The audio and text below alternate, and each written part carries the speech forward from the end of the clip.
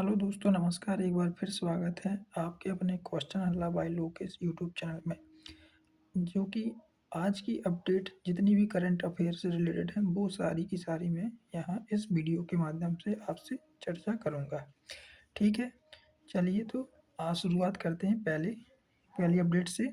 Update क्या है कि प्रधानमंत्री श्री नरेंद्र मोदी ने नई दिल्ली में पारंपरिक चिकित्सा पर विश्व स्वास्थ्य संगठन के वैश्विक शिखर सम्मेलन को संबोधित किया।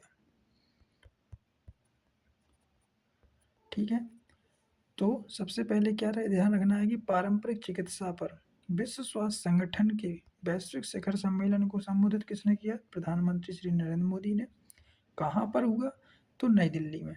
अब हम आगे बात करते हैं कि WHO की दक्षिण पूर्व एशिया क्षेत्रीय कार्यालय का उद्घाटन भी दिल्ली में हुआ।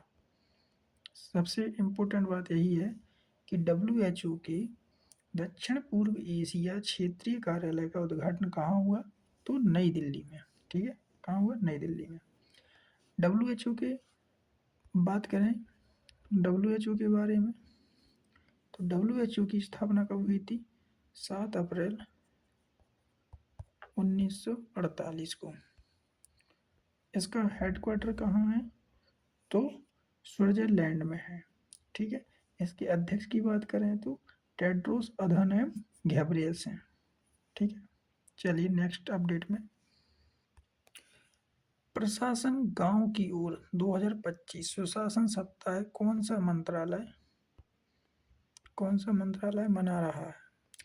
तो प्रशासन गांव की ओर 2025 का सुशासन सप्ताह कौन सा मंत्रालय मना रहा है?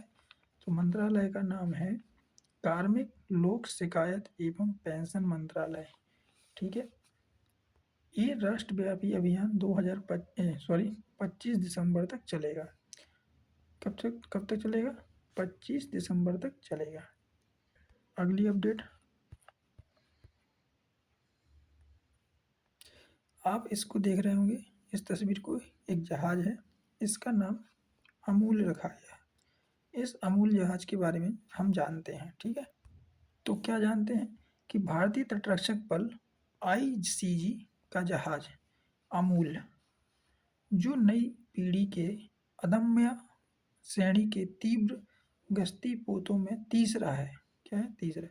आज गोवा में सेवा में शामिल हो गया। गोवा में यानी कि सेवा में इसको शामिल कर लिया गया है। इस जहाज का नाम क्या है? आपको मैं पहले बताया, जहाज का नाम क्या है? अमूल। क्या है? अमूल। अमूल रखा गया, जिसका अर्थ होता है अनमोल। क्या अर्थ क्या होता है? अनमोल। इसको अब सेवा में शामिल कर लिया गया है। इसकी बात करें तो ये कहाँ किसने बनाया है? तो गोवा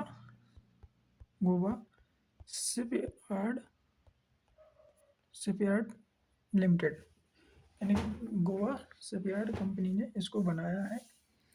और इसमें खास बात यह कि 60% जो इसके घटक हैं वो स्वदेशी हैं, यानी कि भारत में ही 60% घटक इसके भारतीय हैं, यानी कि स्वदेशी हैं।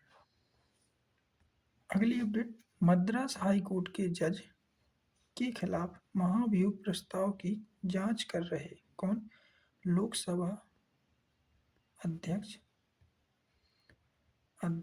इस पे जांच कर रहे थे। तो मद्रास हाई कोर्ट के जज के खिलाफ अभी महाभियोग का प्रस्ताव पे जांच चल रही है, जो कि लोकसभा में अध्यक्ष कर रहे हैं।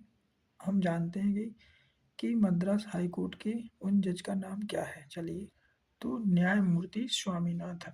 ठीक है, इन्हीं के खिलाफ महाभियोग प्रस्ताव की जांच कर रहे हैं। यह चल रही है यहाँ पर। कहाँ पर? संसद में। आपको पता होना चाहिए कि किसी भी कोर्ट के चाहे वो हाई कोर्ट हो चाहे सुप्रीम कोर्ट के जज को ऐसे ही नहीं हटा सकते। उसके खिलाफ संसद में महाभियोग प्रस्ताव लाया जाता है।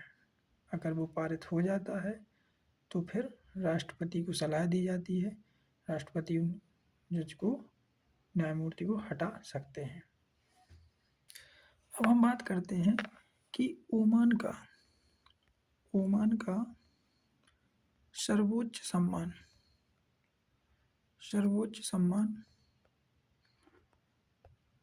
सम्मान किसे मिला है? तो प्रधानमंत्री श्री नरेंद्र मोदी जी को, ठीक है। और सम्मान का नाम क्या है? तो ऑर्डर ऑफ ओमान की प्रथम श्रेणी। क्या? ऑर्डर ऑफ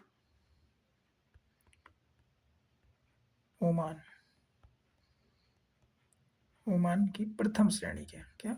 प्रथम श्रेणी से सम्मानित किया गया है प्रधानमंत्री श्री नरेंद्र मोदी जी को, ठीक है। अगली बात करते हैं कि सतत परमाणु ऊर्जा दोहन, चलिए ऐसे बताता हूँ मैं कि सतत परमाणु ऊर्जा दोहन एवं विकास भारत रूपांतरण विधेयक 2025 पारित किया गया है। क्या? सतत परमाणु ऊर्जा दोहन एवं विकास भारत रूपांतरण विधेयक 2025 पारित किया गया है, यानी कि राज्यसभा से इसे मंजूरी मिल चुकी है और लोकसभा से भी मंजूरी मिल चुकी है।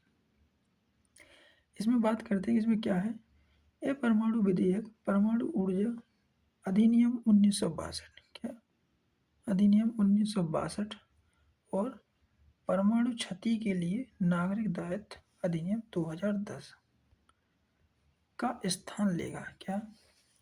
एक तो परमाणु विधेयक परमाणु ऊर्जा अधिनियम 1962 और परमाणु क्षति के लिए नागरिक दायित्व अधिनियम 2010 का तो स्थान लेता है। परमाणु ऊर्जा नियामक बोर्ड का गठन करने का इसमें प्रस्ताव है। किसमें? इसी में, सतत परमाणु ऊर्जा दोहन एवं विकास भारत रूपांतरण विधेयक 2025 में। किसका?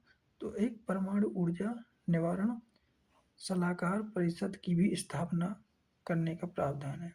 दो बातें, एक तो परमाणु ऊर्जा नियामक बोर्ड का गठन किया जाएगा और दूसरा परमाणु ऊर्जा निवारण सलाहकार परिषद की स्थापना की जाएगी।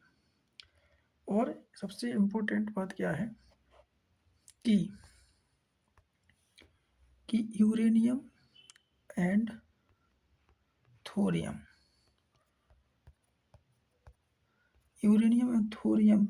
की खोज के लिए, क्या? खोज के लिए गतिविधियां शुरू की जाएंगी, काम किया जाएगा, ठीक है।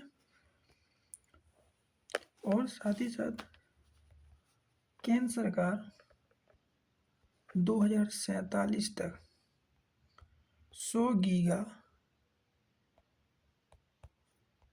गीगावाट परमाणु ऊर्जा क्षमता हासिल करने का लक्ष्य रखा गया है। अगली अपडेट में सरकार ने किस बैंक का लोगो नया लोगो जारी किया है। तो नया लोगो किस बैंक का किया है? तो आरआरबी, क्षेत्रीय ग्रामीण बैंक। क्या? क्षेत्रीय ग्रामीण बैंक। ये थे दोस्तों अपडेट कुछ करंट अफेयर से रिलेटेड। अगर आपको अच्छे लगे हैं तो चैनल को लाइक करें, सब्सक्राइब करें और ऐसे ही अपडेट जानने के लिए हमारे चैनल पर विजिट करें। Thank you.